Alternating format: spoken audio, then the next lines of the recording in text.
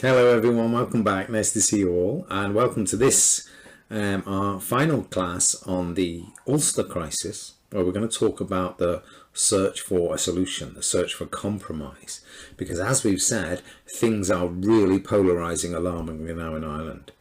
What you've got now by the spring of 1914, you've got essentially two paramilitary forces on either side, significant amounts of people, 100,000 UVF people. You've got 180,000 Irish volunteers. Now they don't have weapons, or they have some weapons, a few shotguns and things, but certainly in their rhetoric and their marching about, these people absolutely mean business. So the pressure is on. I'd say the pressure is on to find some kind of way through this maze that the Ulster crisis has really become, and what the Third Home Rule Bill has actually created. And I'll just show you here, this is the passage of the bill here and the various processes it goes through. And remember, the point 1912 it's introduced, goes to the Lords, then they reject it, comes back to the Commons, and you go round and round and round.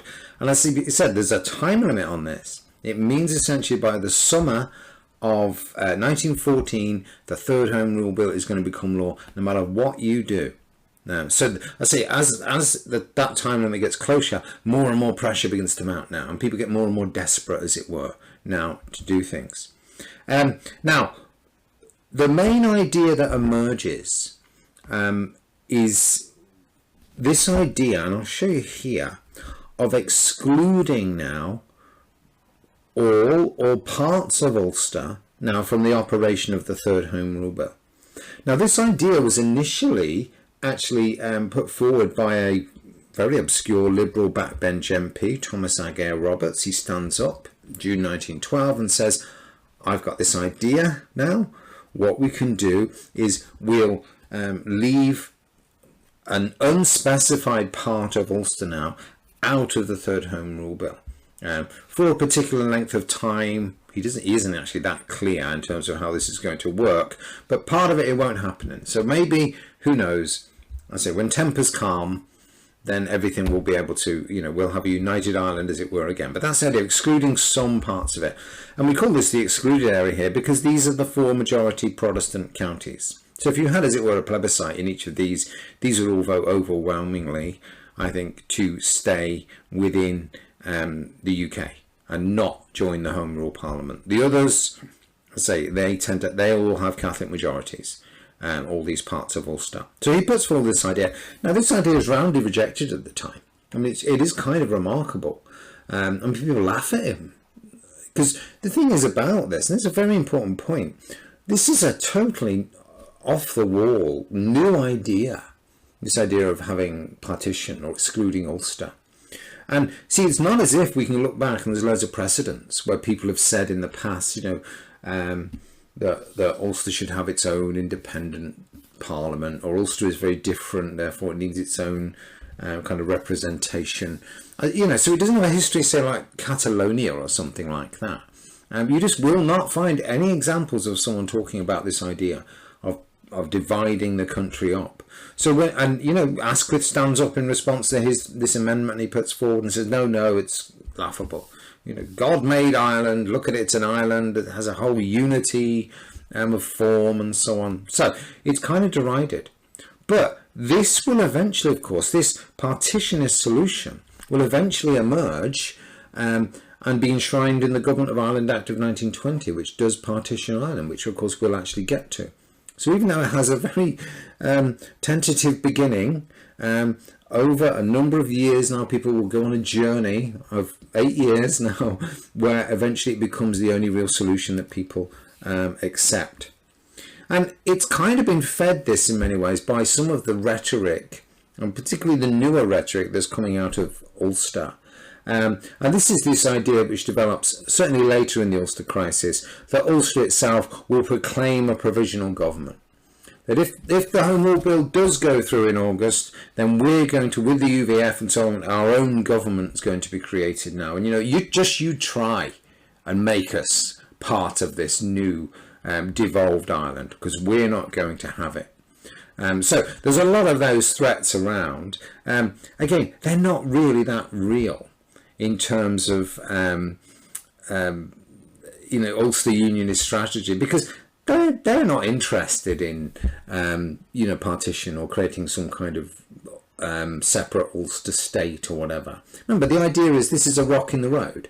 This is just another way of causing trouble, as it were. So it's kind of a red herring in many ways, but it feeds in to this general sense of maybe we could leave bits of it out. Who knows? Maybe that's a way to calm everything down. With Ulster, I mentioned the Ulster maze. Here's a wonderful example of this. How do you cope with this whole thing? And there you go. You can see there's Bonalaw and Asquith now trying to find their way through to some kind of solution. But I say all the time now, the pressure is rising. And eventually what's going to happen now, and it happens in November 1913, the Cabinet agrees in principle that this is the Liberal Cabinet member, will support an amendment which will allow Ulster counties, if they want to vote themselves out of the Home Rule Bill for a defined period, a specific short period. Redmond is livid with this. He said, oh, here we go. You're doing exactly what I said you'd do. You're backsliding now with all the threats that you're getting. You're believing all this bluff. Don't fall for it. So he tries to, bolster now Asquith's resolve in that sense. He also, Redmond, and this is a very important, of course, for what will later happen in Northern Ireland, expresses concerns about the fate of the Northern Catholic minority, who are going to be put under this artificial Protestant majority. What's going to happen to them? How are they going to be protected? So what will happen is eventually, by spring of 1914, though, Redmond is kind of accepting the idea that some kind of temporary exclusion of all or part of Ulster is the only really workable solution going forward. It's the only way he's ever going to get this much dreamed of Parliament now established in Dublin. So Asquith manages to get him, tentatively on board. And what he does is he makes an offer, Asquith. He makes it in the Commons to the Unionists. And he says, okay, each Ulster county now, if it so chooses, can be excluded from the bill. Yes, so if it chooses that, but only for a period of 6 years. So you can have 6 years out, calm everything down. You'll realise then that the Dublin Parliament is not some this demonic theocracy or whatever you think it's going to be, and you'll realise, okay, that's fine, we'll happily kind of move in and join it. That seems to be his hope. Which led to Carson giving us the memorable line to saying that all this is a sentence of death with the stay of execution for 6 years. That's it. So there you go. That's all you're saying. Yeah, we are going to the Dublin Parliament is what you're saying with this. But you get 6 years now to wait, as it were, on death row now before this happens. It's a wonderful line. But the thing is about this, when you think closely about this time limit is itself a red herring. Because what's going to happen in the interim? Well, you're going to have 2 general elections. That's definitely going to happen. There's going to be 2 general elections. And Bonalaw himself had made it clear that if he did win, him and his Tories did win, they are going to make this temporary exclusion permanent. So they're going to absolutely forget the 6-year limit. Now, if the Liberals happen to win, which is feasible, the Liberals win both of those elections. Of course, the problem the Liberals face is, and then no one's saying this, but what if the Ulster counties, which have opted out, refuse? They refuse to place themselves under a Dublin government. What if they say no? Say in 1920, which is when this would be. What do you do then? Are you going to send in the troops or whatever? So I say it is a bit of smoke and mirrors in many ways, this, because the time limit, isn't real in a sense, because things would have changed anyway, probably, certainly from the Unionist point of view. The Tories will basically be back in power. So in the end, there is no solution. That's rejected vehemently, this idea by Unionists. That's not going to happen now. And Asquith himself tries to push forward the bill now, unamended, as written, with no special treatment for Ulster. So he's just going to, I'll give you a chance, I'll give you an offer, you didn't want it, let's just keep pushing forward. Now, it's from this period now, after that failure, as it were, in the spring of 1914 to deal with this, to the early summer of 1914, that pressure now rises alarmingly, polarizes dramatically now the situation. Bonar Law, and this is, again, to remind you of this, the leader of the Conservative Party now takes the unprecedented step in the early summer of 1914 of threatening to use the Tory-dominated House of Lords to hold up the military budget. That's astonishing. That never happens. And think about what's going on in Europe at this time. I know war clouds are gathering. They probably don't really get that yet. But there certainly is a lot of tension. And you're talking about now stopping funding the British military in a time like this. And that's from a Conservative leader. Incredible. And the reason he says this, he says, unless I get a specific promise that British troops will not be called on to coerce Ulster. You're not going to send in the troops now, Mr. Asquith. I want a promise now that you're not going to use it, otherwise I'll stop you getting the money. Now, in the end, he doesn't go that far. He doesn't actually do it because it is, as I say, pretty radical idea, very unpopular in the country. But the fact he's even thought about making that threat, as I say, is very, very alarming. And what's worse, I suppose, it hints at the fact that what he's done now is opened a whole can of worms now in terms of the role of the army itself. The army itself is now becoming politicised, and he's done this, Bonar Law. And this all comes to a head now, and I'll show you here with this.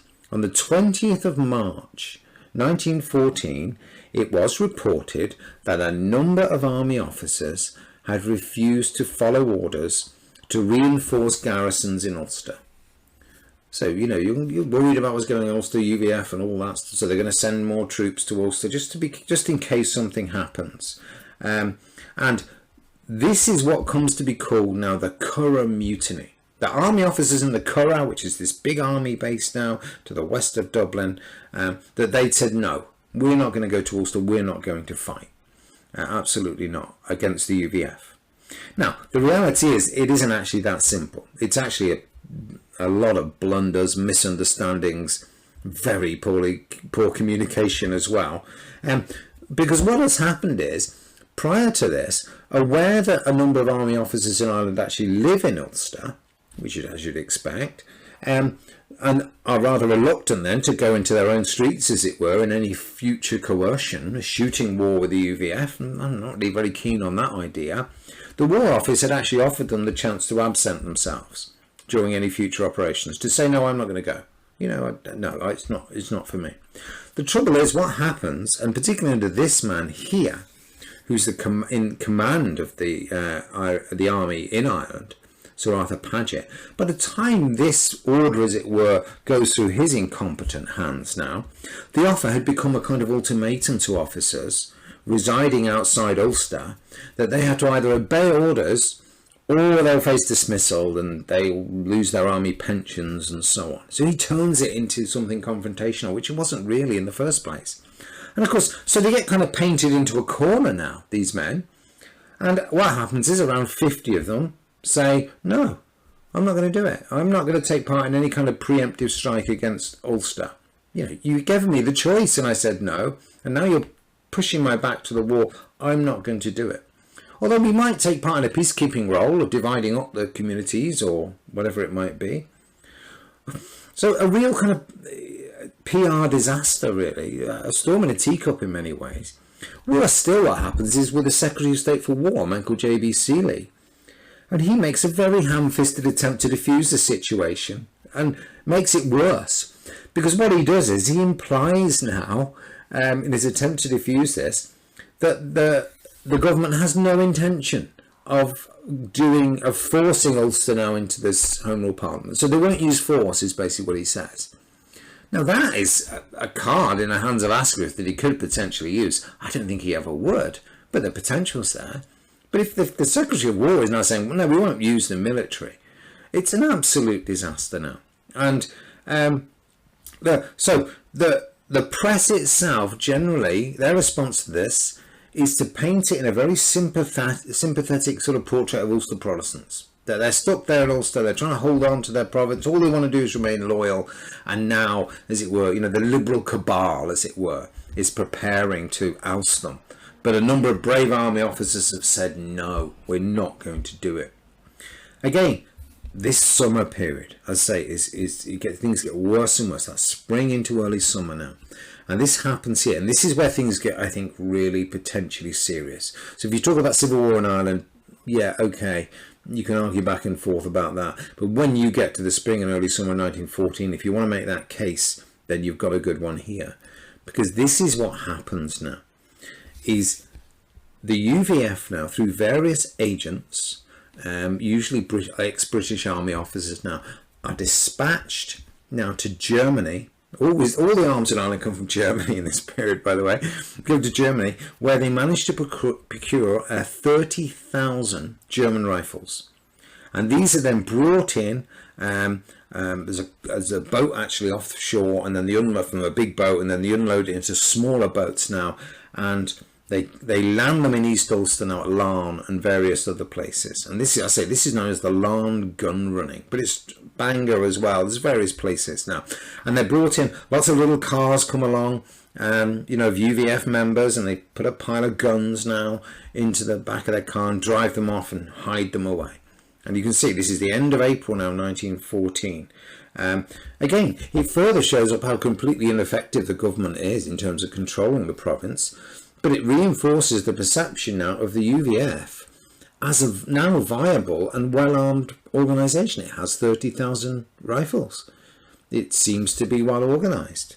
And you'll see here, this is remembered now, of course, in loyalist culture, as it were now, the great Larne gun running now, and the various people, Major Crawford, for example, who went over and made this deal with the Germans.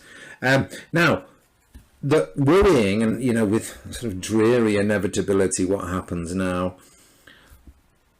in the south, we get the same thing happening. They follow this now in July 1914 by bringing in their own guns.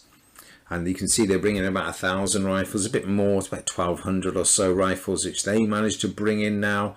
And again, so they're militarizing as well now. What happens in this case is, as it were, when in Ulster, where they've been able to do this quite secretly, these plans are actually discovered by the military. The guns, they managed to keep the guns out of the hands of the authorities. The authorities don't get hold of the guns. But 3 people are shot dead now, and scores injured when the army fires on a crowd in Bachelor's Walk now in Dublin, who are trying to basically block the military from getting to the landing site. So they were trying to stop them in the road, and they fire on them, and 3 people are killed. But, where are we now? This is really, really alarming now, this kind of situation. The guns are coming in. We'll see, by the way, these guns, when we talk, in our next section, these are the guns that are going to be used in the Easter Rising. These are ones that are brought in now to arm the Irish volunteers. So, let's say everything's polarising now. And eventually what happens is the king himself, George V, now steps in. Also, Unionists are now demanding, they seem to have tamed a bit in terms of their demands. They're demanding not only the 4 majority Protestant counties, London, Derry, Antrim, Down and Armagh, they're also now asking for Fermanagh and Tyrone, which have Catholic majorities, a very slim Catholic majority. So we are beginning to focus in now on some idea of exclusion. That seems to be the way things are going. 23rd of May 1914, the Home Rule Bill itself passes its 3rd reading. So as it were, between these 2 gun running episodes, all it needs now is royal assent, basically the signature now from the king, and it becomes law. So you need to do something. So what happens is now the king invites now all the top people, Carson, Redmond, Dillon, Asquith, they all go to Buckingham Palace itself. This is getting serious now, as you can see. They go to Buckingham Palace itself. And this is now for them to thrash out some kind of settlement. You have the basic framework of a settlement. The Ulster's going to be excluded. They want, as it were, maybe 6 counties Ulster to be excluded. Again, thrash it out back and forward. You'll see here now, this is Redmond and Dillon, the 2 leaders of the Home Rule Party. You can see them here. This is them arriving at Buckingham Palace now. Great hopes of this whole thing. And over 3 days, from the 21st to the 24th of July, Carson and Redmond sort of trying to thrash something out now, this agreement. But the thing is about this, and this always gets me, it surprises me, is it doesn't work. They don't. Even though it seems a shooting war is almost going to happen now. And the whole thing founds really, particularly on the notoriously complex demographics now of Ulster. And particularly on Fermanagh and Tyrone, where they should go. What's going to happen with them? And much to Asquith's frustration, who really, really hoped this was going to be it and they could come to some kind of agreement. Here's a wonderful quote from Asquith. I'll show you here now. So we sat again for an hour and a half discussing maps and, getting back to that. And then before getting back to the most damnable creation of the perverted ingenuity of man, the county of Tyrone, you can see his frustration now. The extraordinary feature of the discussion was the complete agreement in principle of Redmond and Carson. Each said, I must have the whole of Tyrone or I die. But I quite understand why you say the same.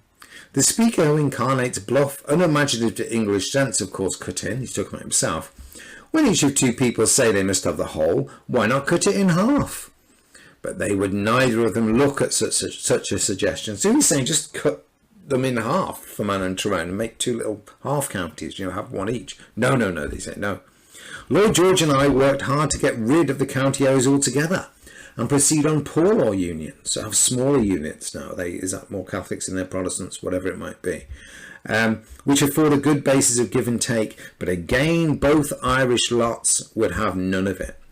I have rarely felt more hopeless in any practical affair, an impasse with unspeakable consequences upon a matter which to English eyes seem inconceivably small, and to Irish eyes immeasurably big. Isn't that a wonderful letter? This is his frustration now, desperately trying to find some kind of solution. But I say, they refuse. They do not actually come to the table. Now, we are in, I say, a real standoff now. And you can imagine, I say, all it takes is one of these people now with real guns to, fire a shot or two here, people shoot back, ask the army to intervene, some of them say no. Who knows what's going to happen now? This is really the closest you could say that Britain and Ireland have come to civil war, for centuries. This is a real kind of problem. Now, what is actually ironically going to save the situation or save civil war, one of the great ironies again of Irish history, is the worsening situation in Europe. The Austrians themselves, by this time, already moving troops into Serbia. And this prompts Bonner-Law, trying to suddenly be responsible now, to contact Asquith and says, do you know what? In the interest of national unity, there's a war coming. And we have to face this crisis. Let's shelve this whole issue of Ireland. Let's put it aside. Let's postpone the whole thing until the bigger continental conflict is now resolved. Asquith accepts the offer. Redmond accepts the offer, and you'll see here now, there we go, there's some, again, Ulster volunteers, and in only a matter of weeks now, Britain is going to be at war. And the whole vexing issue now of Ireland is, in a very strange way, put in kind of suspended animation. In the end, the bill itself will become law in September 1914, although, as a concession to unionists, its operation is going to be actually suspended. Its final sign-off, as it were, is going to be suspended until after the end of the war, whenever that may be, with an amendment now promising that it would not be fully enacted until the passing of some kind of additional legislation dealing with the position of Ulster. There has to be, they say. Something's going to be added onto it for Ulster. No one, see, they can't even agree what that is at Buckingham Palace, and no one really knows what this is going to be. No specific proposals, no principles spelled out. It's going to come around somehow to excluding bits of Ulster for how much of it, I don't know, how long, who knows, but that's the woolly way this whole thing ends. So it's going to hang now, the Home Rule Bill, over the situation. And you can argue certainly that in the end, the outbreak of the Great War, I say, had saved Ireland from civil war. Nationalists and Unionists now, as we'll see going forward, will both move to outdo, as it were, one another in displays of loyalty to the crown, throw themselves into the war effort in huge numbers. And here's a wonderful quote from Winston Churchill, I think, which really confirms that kind of perception. And here we go here. So the parishes of Fermanagh and Tyrone faded back into the mists and squalls of Ireland, and a strange light began to fall upon the map of Europe. There we go. So we can put all that stuff aside now from looking at poor law unions and drawing lines on maps and whatever potentially this solution might be, because there's a bigger kind of picture here now. Now, the expectation, of course, remember, is this war's not going to last a long time, over by Christmas, etc. But even then, a year maybe, get this done, you know, give the Germans a bloody nose or whatever, and everything will go back to the way it was. And then we can go back now and deal with this home rule situation. But the fact is, of course, this matter of months is going to turn into years, as we know. And what's going to happen is that as the war drags on in these 4 bitter years, by the time it ends in November 1918, both British and Irish politics have been completely transformed in very radical new directions, as we'll see. And this battle we've talked about over Home Rule, it almost seems like a kind of quaint Victorian irrelevance almost. It's so irrelevant to the Ireland that's going to emerge from the war now. And the Home Rule Bill itself, the third Home Rule Bill itself, will never ever actually be enacted. Now to see, I say, what's happened, we're going to move to our next section, because what's going to happen in the war, of course, famously in 1916 is the Easter Rising, and that is going to change everything in terms of Ireland. Okay, so we'll turn to that next time. I'll see you there, my friends.